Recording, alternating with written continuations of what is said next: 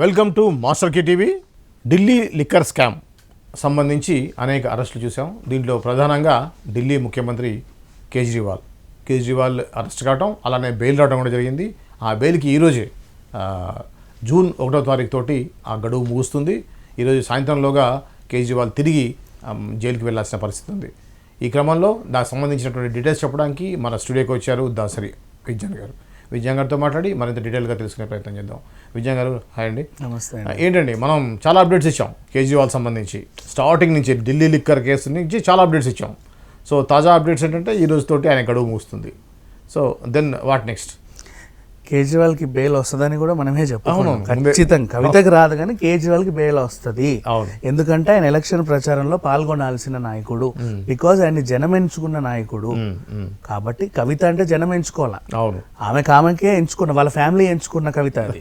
So ఇక్కడ మాత్రం Kejriwal ఎంచుకుంటేనే CM అయ్యారు. పైగా ఎలక్షన్ ఉంది కాబట్టి ఖచ్చితంగా ఆయనకైనా ప్రమోట్ చేసుకోవాల్సిన బాధ్యత ఆయన మీద ఉంది. వీళ్ళు కూడా వదలాలి. అండ్ తనేమి సీరియల్ నేరస్తుడు కాదు, దోషిగా తేలేదు. ఆయన మీద 100 కేసులు లేవు. ఒకటే ఒక కోపం ఏంటంటే 10 సార్లు సమన్లు పంపినా నేను రానుపో అన్నాడు, అంతే కదా. రాలా ఎప్పుడు సమన్లు, ఇక రావా అని చూసి తీసుకొచ్చి పడేశారు. అంతేగాని ఆయన వరుస నేరస్తుడేం కాదు. ఈ కారణంగా ఆయనకి ఇవ్వచ్చు, మళ్ళీ తీసుకొచ్చి పెట్టుకోవచ్చు 1వ తారీఖు. ఏం తప్పే ఉంది అని మనం అనుకున్నాం. మన అభిప్రాయపడ్డట్టుగానే ఆయనకి అందంగా బెయిల్ వచ్చింది. చక్కగా 21 రోజులు తిరిగాడు, హ్యాపీగా తను ప్రమోట్ చేసుకున్నాడు. ఇప్పుడు ఒక ఎమోషనల్ వీడియో అనేది రిలీజ్ చేశాడు.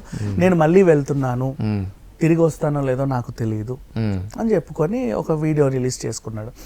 ఏమని, జైల్లో నన్ను చాలా కష్టాలు పెట్టారు, ఉగ్రవాదులు తీవ్రవాదులు ఉండే సెల్లో వేశారు, నాకు ఆరోగ్యం సరిగ్గా లేదు, 300 to 325 వరకు నాకు షుగర్ లెవెల్స్ ఉన్నాయి, నాకు ఇన్సులిన్ ఇంజెక్షన్ అనుమతించలేదు, నాకు సరిగ్గా మందులు కూడా ఇవ్వలేదు. ఇన్సులిన్ ఇవ్వలేదు, మందులు ఇవ్వలేదు అంటే దానికంటూ కొన్ని రూల్స్ ఉన్నాయి జైలు అధికారులకి. రీజన్ ఏంటంటే షార్ప్ ఐటమ్స్, గిరంజీలు ఇట్లాంటివి కొన్ని చాలా, అంటే లోపల చాలా మంది సంతకాలు పెట్టి డాక్టర్ అనుమతి ఇవన్నీ ఇస్తే తప్ప అలౌ చేయరు. అంటే నువ్వు ఇంట్లో వేసుకోవచ్చు ఇంజెక్షన్, చాలా మంది వాళ్ళే వేసుకుంటారు డయాబెటీస్ వల్ల. కానీ జైల్లో అట్లా నువ్వు వైద్యం చేసుకోవడానికి కుదరదు. డాక్టర్లు అనే వచ్చి ఆయనే నిన్ను తుడిచి ఇంజెక్షన్ వేయాలి. అది కొంచెం ప్రాసెస్, ఒక వారం పడుతుంది. కానీ ఆ వారమైనా వీళ్ళకి ఈలోపు రోజు దినదిన గండమేగా ఇంజక్షన్లు వేసుకోకపోతే. సో అదే ఆయన ఫీల్ అయ్యాడు అంతే. ఆ విషయంలో మాత్రం నేను కేజ్రీవాల్ని అయితే సమర్థించలేను. కానీ ఆయన చిత్రహింసలు పెట్టారనేది అయితే వాస్తవం.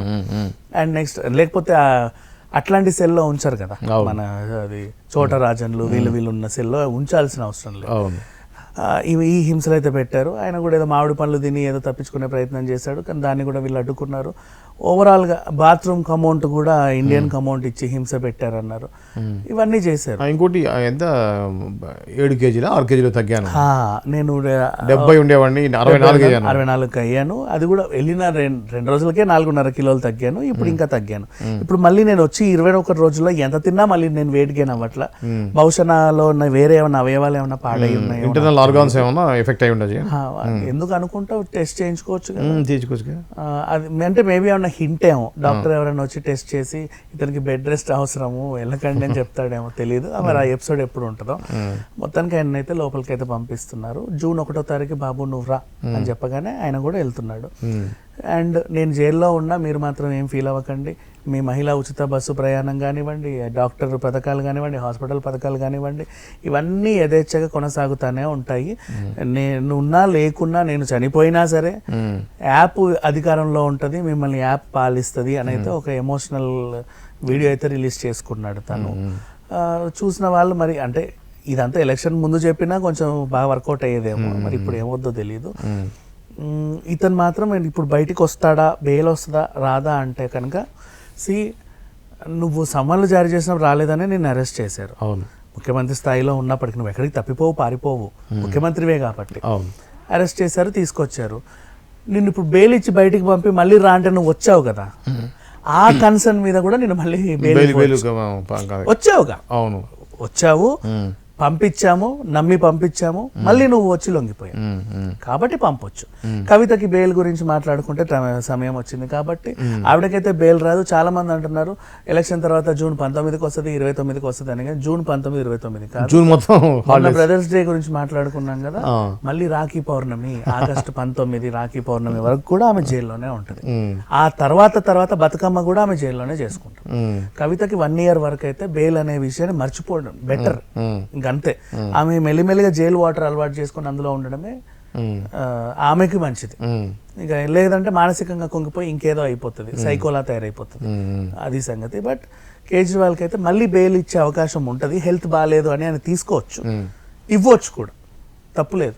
ఓకే, ఇది ఢిల్లీ లిక్కర్ కేసు సంబంధించి అప్డేట్స్. కవితకి బెయిల్ వచ్చే అవకాశం ఉందా లేదనే విషయం. అలానే కేజ్రీవాల్ ఈరోజు తిరిగి జైలుకి వెళ్తున్నారు. సో ఈ క్రమంలో అప్డేట్స్ అన్నీ ఇవ్వడం జరిగింది. ఇంకో అంశంతో మళ్ళీ కలుద్దాం. అంతవరకు చూస్తూనే ఉండండి మాస్టర్ కీ టీవీ.